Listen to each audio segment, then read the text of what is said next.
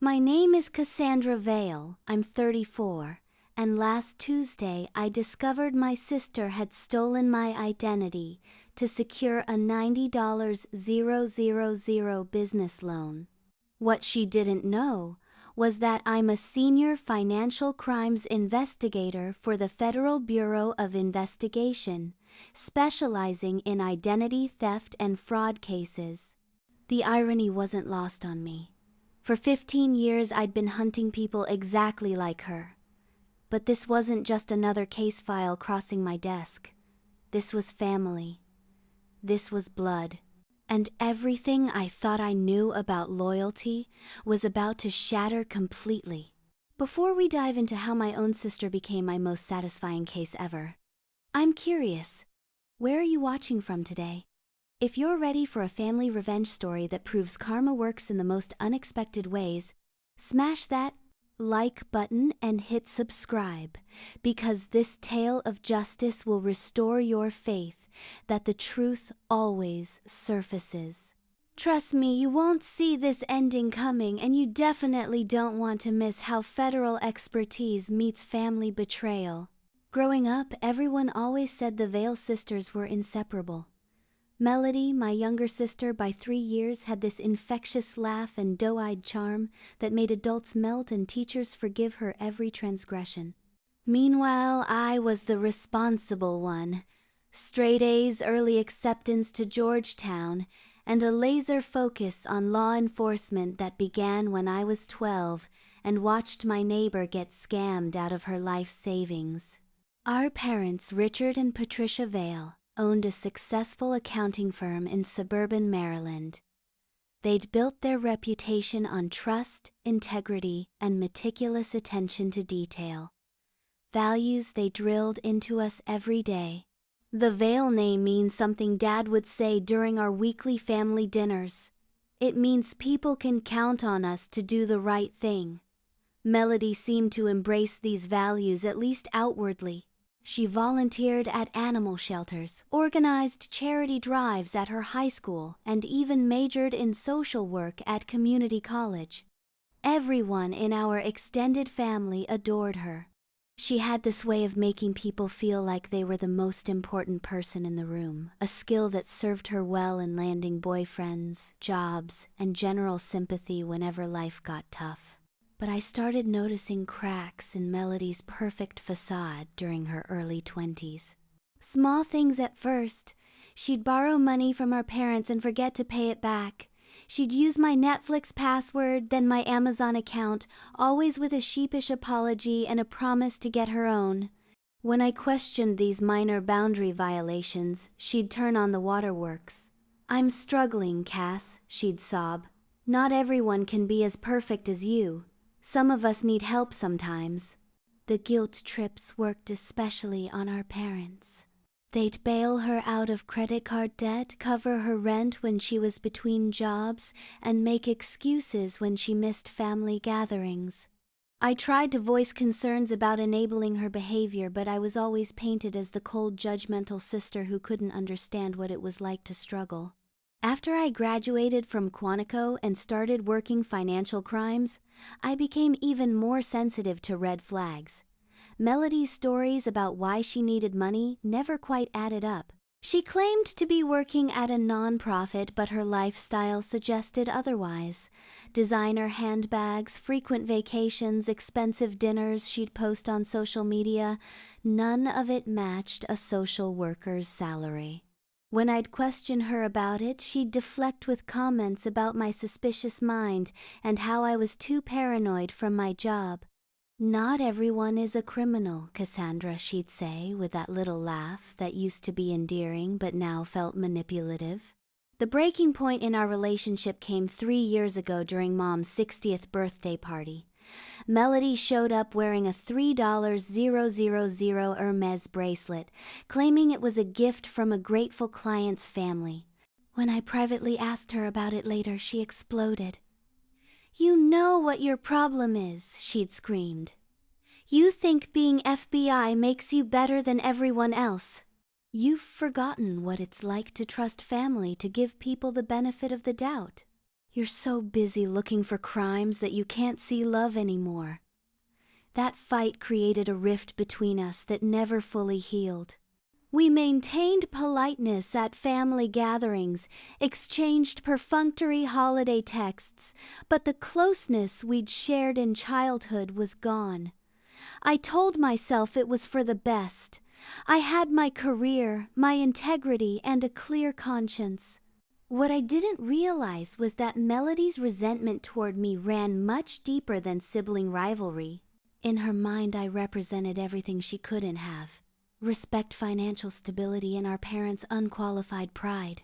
She'd spent years living in my shadow, being compared to her successful sister, and apparently she'd decided it was time to level the playing field. The identity theft began small, just like her other boundary violations. She'd memorized my social security number from various family documents over the years. She knew my mother's maiden name, my first pet's name, all the standard security questions that banks used for verification.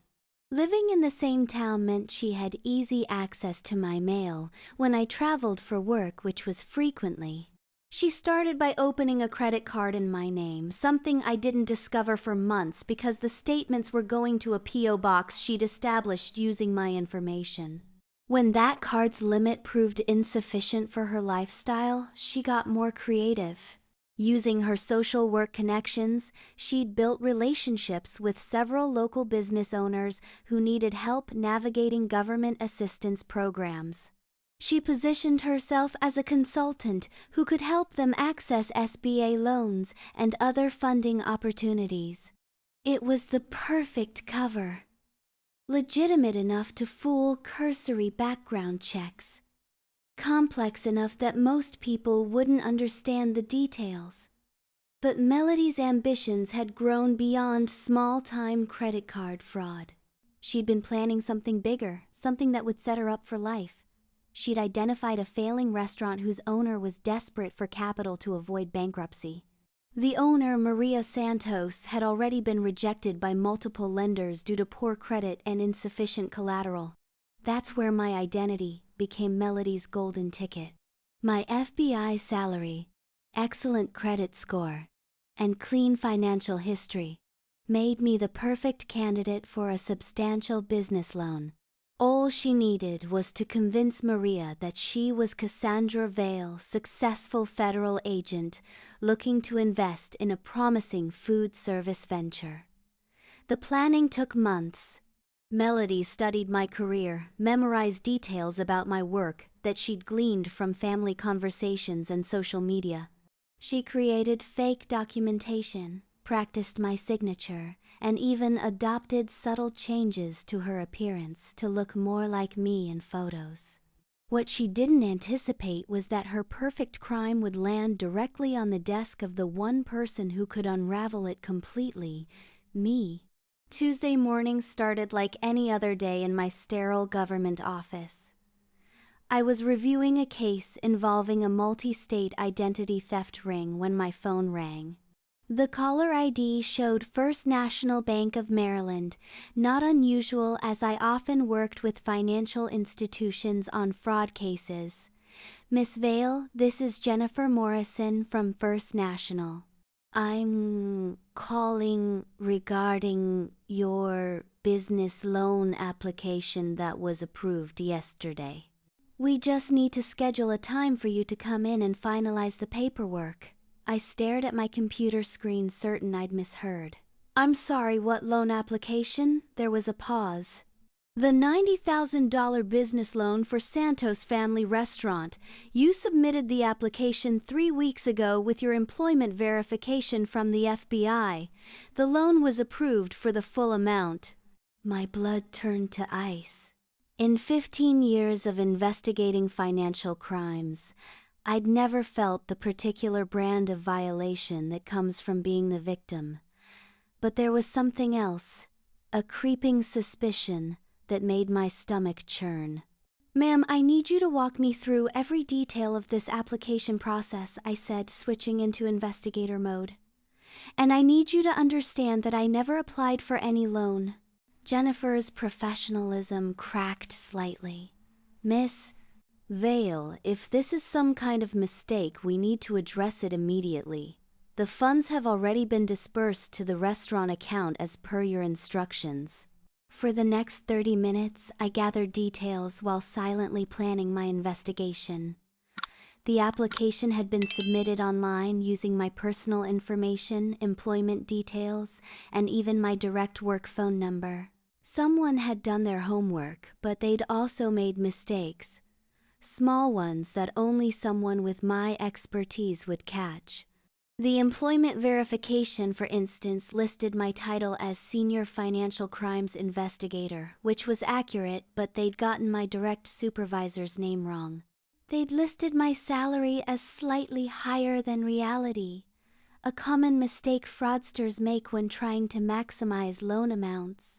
Most tellingly, the application had been submitted from an IP address that, upon quick investigation, traced back to a coffee shop 3 blocks from Melody's apartment. I hung up and immediately called our IT department to run a comprehensive credit check on my Social Security number. What I found made my hands shake with rage. In addition to the $90,000 business loan, there were 3 credit cards I'd never opened, totaling another $45 debt. There was also a car loan for a 2023 BMW that I definitely didn't own. Every fraudulent account had been opened over the past 18 months with increasing frequency and amounts. The pattern suggested someone who was testing the waters initially, then growing bolder as they realized they weren't being caught. The most recent activity showed cash advances and luxury purchases that painted a picture of someone living well beyond their means. But it was the business loan that really told the story. The application included a detailed business plan for investing in Santos Family Restaurant, complete with financial projections and market analysis. This wasn't random fraud. This was someone who had intimate knowledge of my career, my financial situation, and my personal interests. Someone who knew I'd always talked about wanting to invest in small businesses after retirement. I sat back in my chair, pieces clicking together with horrible clarity. The expensive jewelry Melody had been wearing, her mysterious consulting income, the way she'd deflected questions about her finances, her resentment toward my success, her access to family documents and mail. My own sister had been systematically destroying my financial reputation while funding her lifestyle with my identity. The rage hit me like a physical force. This wasn't just theft. It was the ultimate betrayal of everything our family claimed to stand for. She'd taken our parents' lessons about integrity and trust and used them as weapons against me. Every family dinner where she'd smiled at me, every holiday text, every time she'd called me paranoid for questioning her behavior, it had all been a lie. But beneath the rage was something else: professional satisfaction. Melody had made a critical error in judgment. She'd targeted someone who not only had the skills to catch her, but the authority to make sure she faced consequences.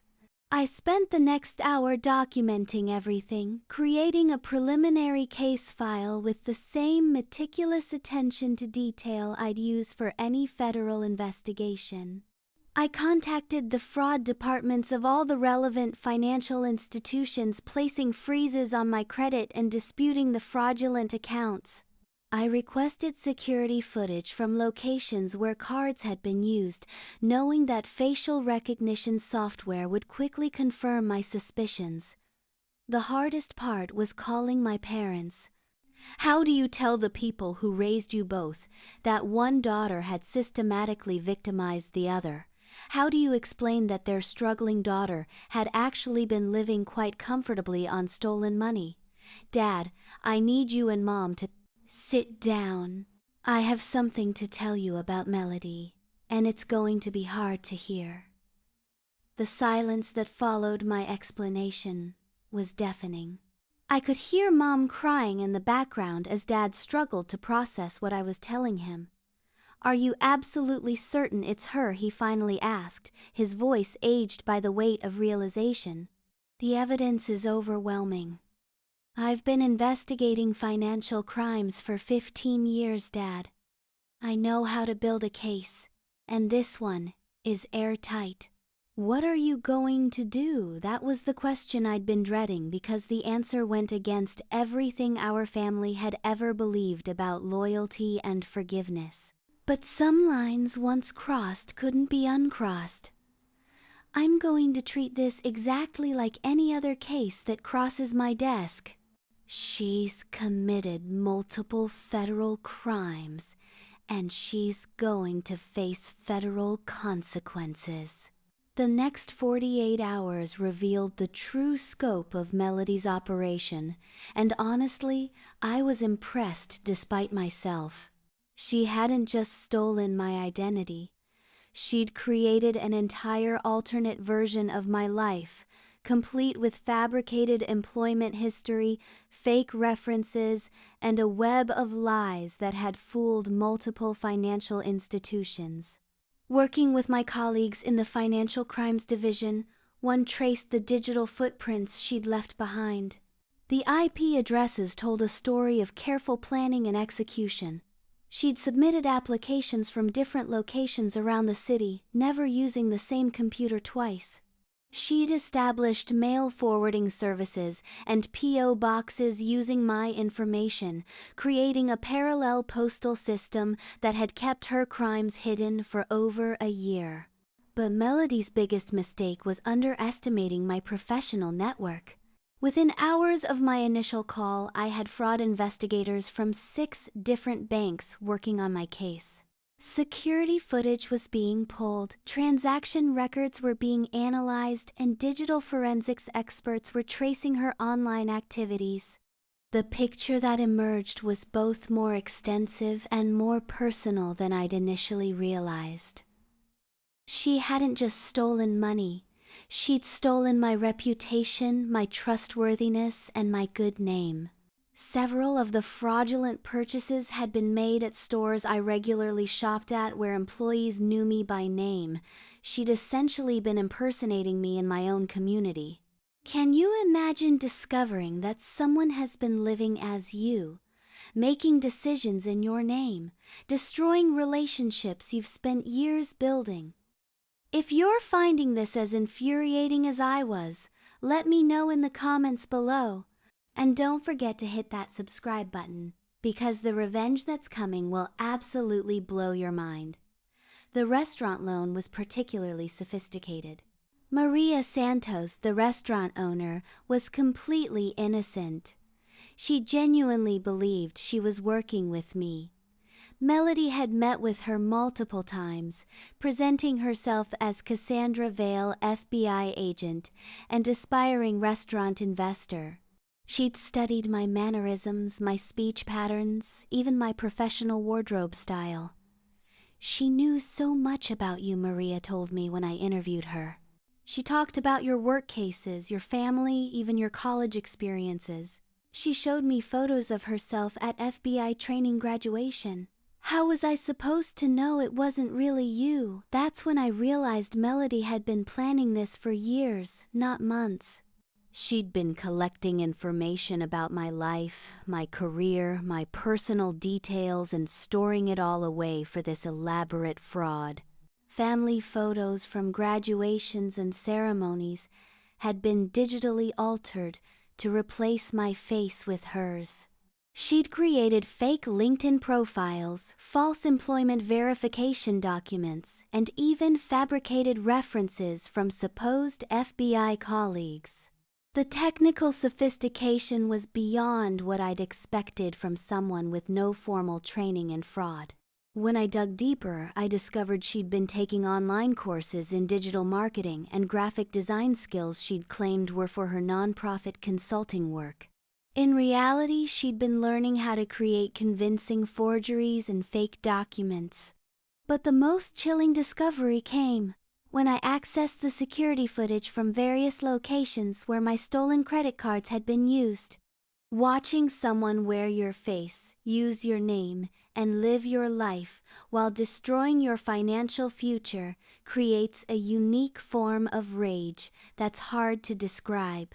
There was Melody at high-end boutiques, expensive restaurants, luxury spas, all using my money, my credit, my identity. She'd even gone so far as to research my favorite brands and shopping preferences, making purchases that would seem consistent with my lifestyle to anyone reviewing the transaction history. It was identity theft elevated to an art form, and the attention to detail suggested someone who'd been studying their target for a very long time. Working with the U.S. Attorney's Office, I began building a federal case that would ensure maximum consequences. Identity theft involving amounts over $10,000 carried serious federal penalties, and Melody had blown past that threshold multiple times over. When combined with wire fraud, bank fraud, and conspiracy charges, she was looking at potential decades in federal prison. But I wanted more than just prosecution. I wanted restitution, accountability, and a public acknowledgement of what she'd done. Federal crimes create permanent records that follow you forever. They destroy employment prospects, ruin relationships, and ensure that everyone knows exactly what kind of person you really are. The FBI's financial forensics team uncovered additional layers of Melody's deception.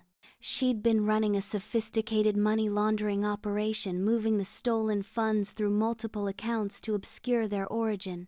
She'd purchased expensive items, then resold them for cash, creating a pipeline that allowed her to convert my credit into untraceable money. She'd also been building false documentation to support future frauds. When we executed a search warrant on her apartment, we found fake IDs, forged employment documents, and detailed files on other potential victims, including several of our cousins and family friends. I wasn't her only target. I was just her most valuable one. The evidence was overwhelming, undeniable, and federally prosecutable. But what hurt most was finding her detailed notes about my life, my habits, my weaknesses.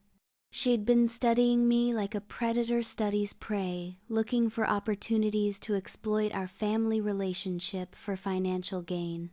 Among her papers, I found a handwritten journal that detailed her resentment toward me, her jealousy of my success, and her justifications for the theft.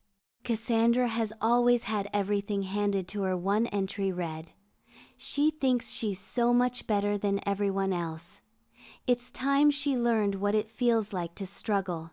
Another entry was even more revealing. "She's so paranoid about criminals, but she never suspected her own sister. All those years of investigating fraud, and she couldn't see it happening right under her nose. She deserves this for being such a self-righteous bitch." The personal nature of her hatred made the betrayal cut even deeper. This wasn't just about money. It was about destroying me professionally and personally. She'd wanted to watch me fail, to see my reputation crumble, to prove that I wasn't as smart or successful as everyone thought. But Melody had made one crucial miscalculation. She'd targeted someone who not only had the skills to catch her, but the authority to ensure she faced the full consequences of her actions. And unlike her previous victims, our parents, friends, and family members who'd chosen forgiveness over accountability, I wasn't going to let love blind me to justice. The trap was set. It was time to spring it. With a rock-solid federal case building against Melody, I faced a choice that would define both our futures. I could have simply had her arrested, let the system run its course, and watched from the sidelines as justice was served. But after months of systematic betrayal, I wanted something more personal. I wanted her to understand exactly who she'd targeted, and I wanted her to confess every detail of her crimes before she disappeared into the federal prison system. So I decided to give Melody exactly what she'd always wanted. A chance to feel superior to her FBI sister right up until the moment her world collapsed. I started by feeding her false information through our parents. During a carefully orchestrated family dinner, I mentioned to Mom and Dad that I was struggling financially due to some bad investments and might need to borrow money. I knew they'd share this information with Melody just like they'd shared everything else over the years. The reaction was immediate and telling. Within days, Melody was calling me with unusual frequency, her voice dripping with fake concern and barely concealed satisfaction. She'd even offered to loan me money that I now knew was stolen from my own accounts. "I know we've had our differences, Cass," she said during one particularly manipulative phone call, "but family helps family. I've been doing really well with my consulting business lately. I could probably spare a few thousand if you need it." The audacity was breathtaking. She was literally offering to loan me my own stolen money while pretending to be the successful sister for once. But I played along, expressing gratitude for her generosity, while secretly recording every conversation. Meanwhile, my investigation team was putting the finishing touches on our case. We'd identified every fraudulent account, traced every stolen dollar, and documented every lie she'd told. The evidence filled 3 bankers' boxes and included security footage that clearly showed her using my identity at multiple locations.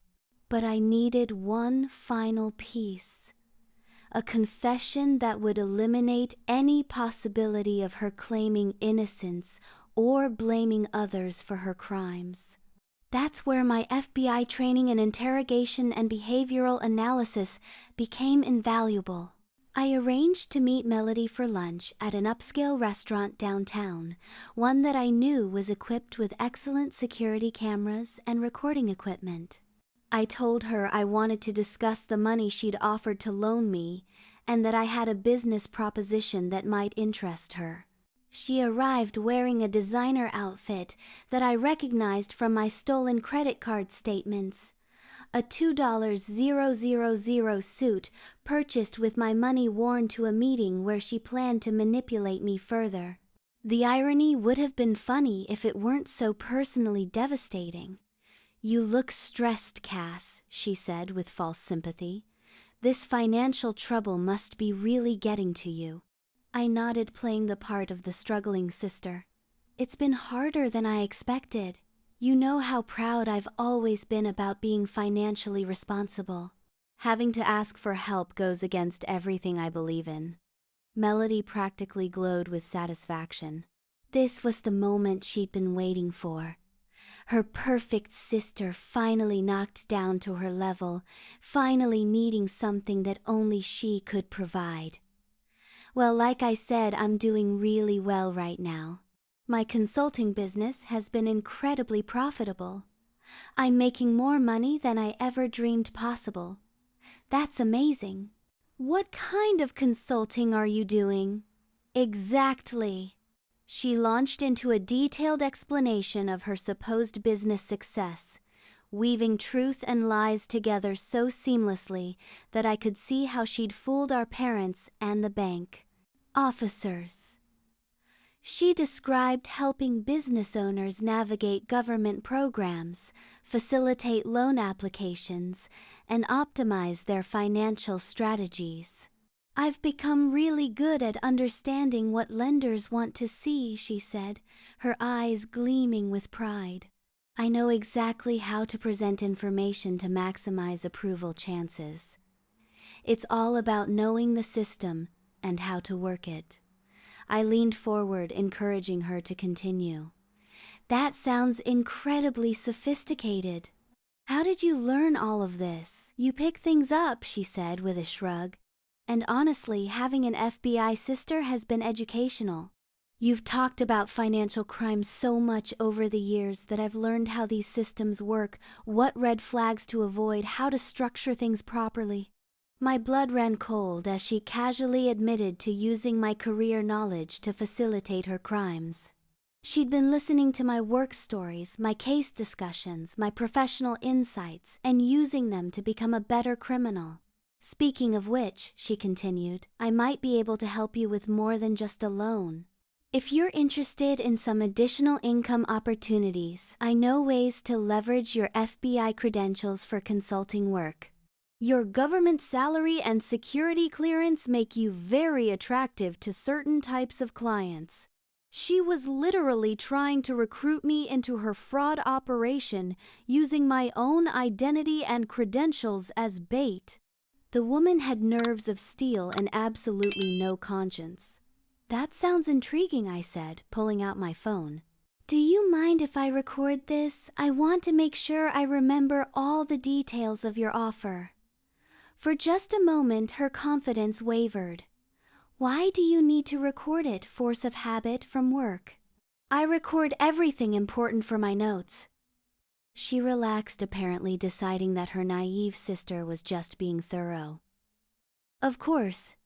I want you to have all the information you need to make a good decision. What followed was 45 minutes of Melody detailing her fraud operation, her methods for identity theft, her strategies for avoiding detection, and her plans for expanding into new types of financial crimes. She explained how she'd accessed my personal information, how she'd created fake documentation, and how she'd used family relationships to gather intelligence on potential victims. She even bragged about the restaurant loan, describing it as her masterpiece of financial manipulation. By the end of lunch, I had everything I needed to ensure her conviction on multiple federal charges. But more importantly, I had her confession in her own words, admitting to years of systematic fraud and identity theft. The trap was complete. It was time to spring it. I spent the weekend reviewing every piece of evidence, one final time, ensuring that our case was absolutely bulletproof. Monday morning, I coordinated with the U.S. Attorney's Office to schedule Melody's arrest for the following day. But first, I wanted to give our parents one last chance to hear the truth directly from her. I called a family meeting for Sunday dinner, telling everyone that I had important news to share about my financial situation. Melody arrived early, clearly excited about the opportunity to play the generous, successful sister in front of our parents. Before we eat, I announced I want to address something that's been troubling our family for a long time. Dad looked concerned while Mom reached for his hand. Melody maintained her expression of caring sympathy, but I caught a flicker of uncertainty in her eyes. Melody, 3 weeks ago you offered to loan me money because you said you were doing so well with your consulting business. I appreciate the offer, but I need to understand something first. I pulled out my laptop and opened a folder containing bank statements, security footage, and transaction records. Can you explain how your consulting business generated enough income to purchase a $45,000 BMW, $30,000 worth of designer clothing, and luxury vacations totaling over $25,000, all while supposedly earning a social worker's salary? The color drained from Melody's face, but she maintained her composure. I told you my consulting work has been very profitable. I've been helping businesses access government funding programs. That's interesting, I continued, clicking to the next document. Because according to IRS records, you haven't filed any business income tax returns for the past 3 years. In fact, you've reported total annual income of less than $20,000 each year. Our parents were staring at Melody now, confusion and growing concern evident on their faces. Can you also explain why a business loan for $90,000 was approved in my name last Tuesday for a restaurant investment that I never applied for? Melody's carefully constructed facade began to crack. I don't know what you're talking about. I turned my laptop screen toward our parents, showing them the loan documentation with my name and personal information, but clearly signed in Melody's handwriting. The bank has security footage of you using my driver's license and social security number meeting with the loan officer and restaurant owner. They have recordings of you introducing yourself as Cassandra Vale, FBI agent. Mom gasped, her hand flying to her mouth. Dad's face went through a series of expressions: confusion, denial, and finally devastating understanding. "Melody," he said quietly, "please tell me this isn't true." But Melody had moved past denial into desperate damage control. "You don't understand," she said, tears starting to flow. "I was going to pay it back. I just needed some help getting started, and Cassandra has always had everything so easy. She makes good money, she has perfect credit, she's never struggled like I have. So you decided to steal my identity and destroy my financial reputation because life has been unfair to you?" I asked, my voice steady despite the rage burning inside me. "I wasn't trying to hurt you, I just needed a chance to succeed, to prove that I could be as good as you are. Everyone always compares me to perfect Cassandra, the FBI agent, the responsible one. Do you know what it's like living in your shadow?" Mom was crying now, but I couldn't afford to let emotion derail this conversation. "Melody, do you understand what you've done? You've committed multiple federal felonies. Identity theft, wire fraud, bank fraud, money laundering. These are crimes that carry decades in federal prison." "Federal prison?" Dad's voice was barely a whisper. I nodded grimly. "She's stolen over $135,000 using my identity. She's opened fraudulent accounts with 6 different financial institutions. She's created fake employment verification documents and false identification. These are serious federal crimes." Melody was in full panic mode now. "You can't turn me in. I'm your sister. Family doesn't do that to family." The hypocrisy was staggering.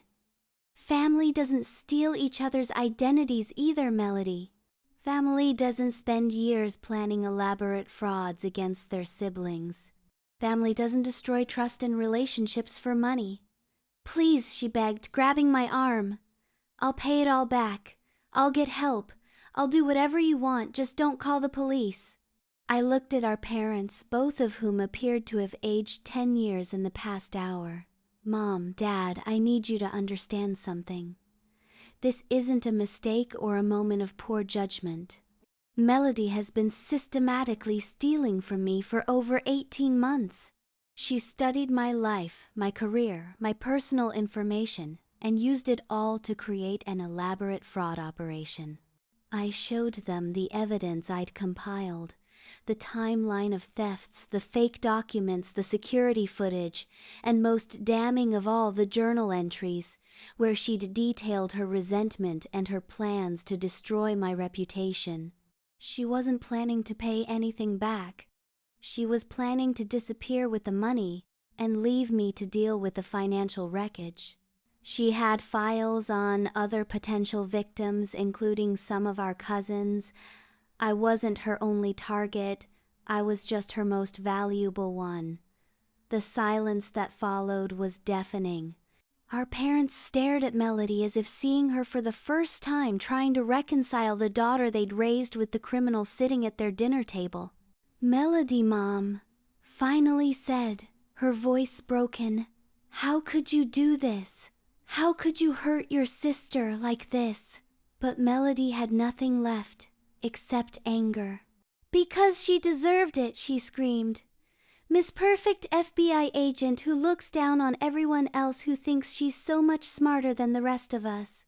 "Well, guess what, Cassandra? You didn't even know your own sister was robbing you blind for over a year. Some investigator you are." That's when I delivered the final blow. "Actually, Melody, I've known about your crimes for 2 weeks. I've been building a federal case against you with a team of FBI investigators." Tomorrow morning, federal agents will arrest you on multiple felony charges. The evidence is overwhelming, and thanks to our recorded conversation last week, we have your full confession. The realization hit her like a physical blow. She'd been caught, outsmarted, and outmaneuvered by the very sister she'd tried to destroy. Justice was about to be served.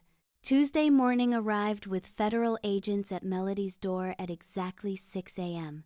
I wasn't there for the arrest. Conflict of interest policies prevented my direct involvement, but my colleagues kept me informed throughout the process. She was taken into custody without incident, too shocked and defeated to put up any resistance. The local news picked up the story by afternoon. FBI agent's sister arrested for identity theft. The irony wasn't lost on anyone, and the story went viral on social media within hours. My phone buzzed constantly with calls from reporters, colleagues, and distant relatives who'd heard the news. But the real justice came during her arraignment 3 days later. Standing in federal court wearing an orange jumpsuit instead of stolen designer clothes, Melody finally understood the full scope of what she'd done. The federal prosecutor read the charges aloud: 18 counts of identity theft, 12 counts of wire fraud, 8 counts of bank fraud, and 6 counts of money laundering. Each charge carried potential decades in prison. Combined, she was looking at a possible life sentence. Her court-appointed attorney tried to negotiate, but federal prosecutors aren't known for their leniency with financial crimes, especially ones involving law enforcement families. The case had attracted too much attention, and the evidence was too overwhelming to allow for plea bargaining. During the sentencing hearing 6 months later, I was allowed to deliver a victim impact statement. Standing at that podium, looking at my sister in federal prison garb, I felt a complex mixture of satisfaction and sadness. Your Honor, Melody Vale didn't just steal money from me. She stole my sense of security, my trust in family relationships, and my peace of mind. For 15 years, I've worked to protect people from financial predators. I never imagined that the biggest threat to my financial well-being was living in my own family. I detailed the months of credit repair, the damaged relationships with local businesses who'd felt betrayed, and the professional embarrassment of being victimized so completely. But I also talked about the larger implications of her crimes. Financial identity theft destroys lives. It ruins credit scores, devastates savings, and breaks down the trust that our economic system depends on. When someone like Melody decides that her wants matter more than other people's rights, she's attacking the very foundation of financial security that millions of Americans work their entire lives to build. The judge sentenced Melody to 12 years in federal prison, followed by 5 years of supervised release. She was also ordered to pay full restitution, every penny she'd stolen plus interest and penalties. Her assets were seized, her fraudulent purchases were confiscated, and her credit was destroyed for decades to come. But perhaps the most fitting justice was that her crimes became part of the federal database that I used to train new investigators.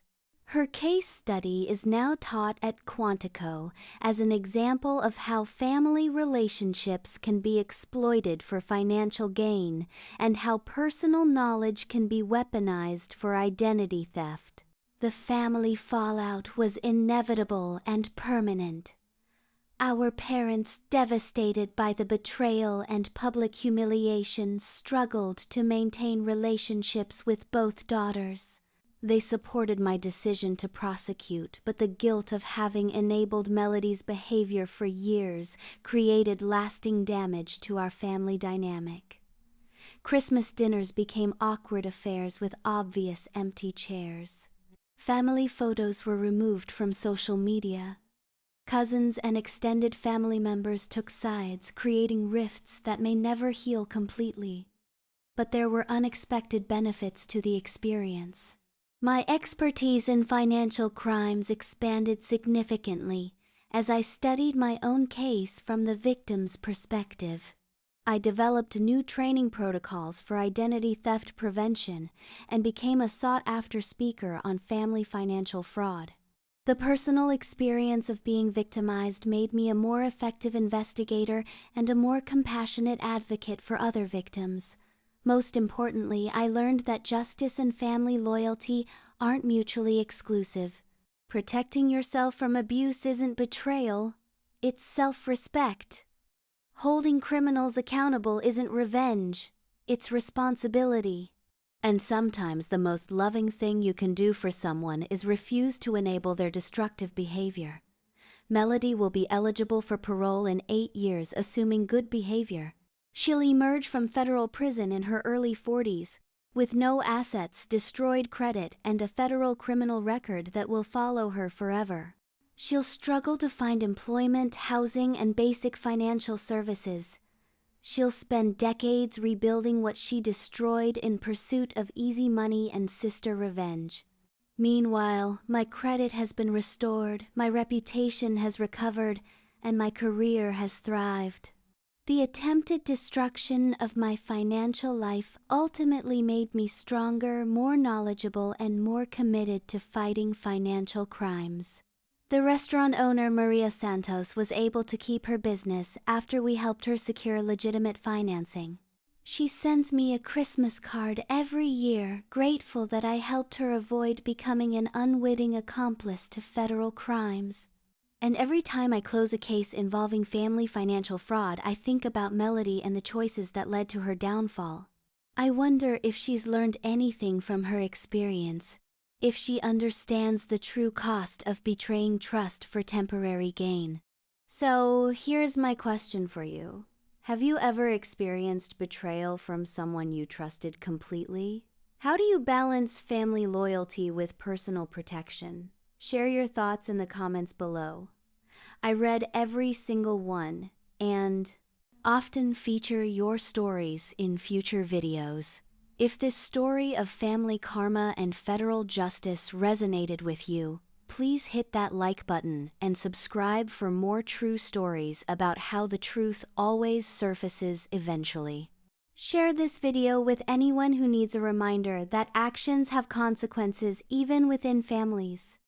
Thank you for joining me on this journey through one of the most personally challenging cases of my career. Remember, trust is earned through consistent actions, not blood relations. Protect yourself, hold people accountable, and never let anyone convince you that love means accepting abuse. Until next time, stay vigilant and stay strong. Justice may be slow, but it's absolutely inevitable.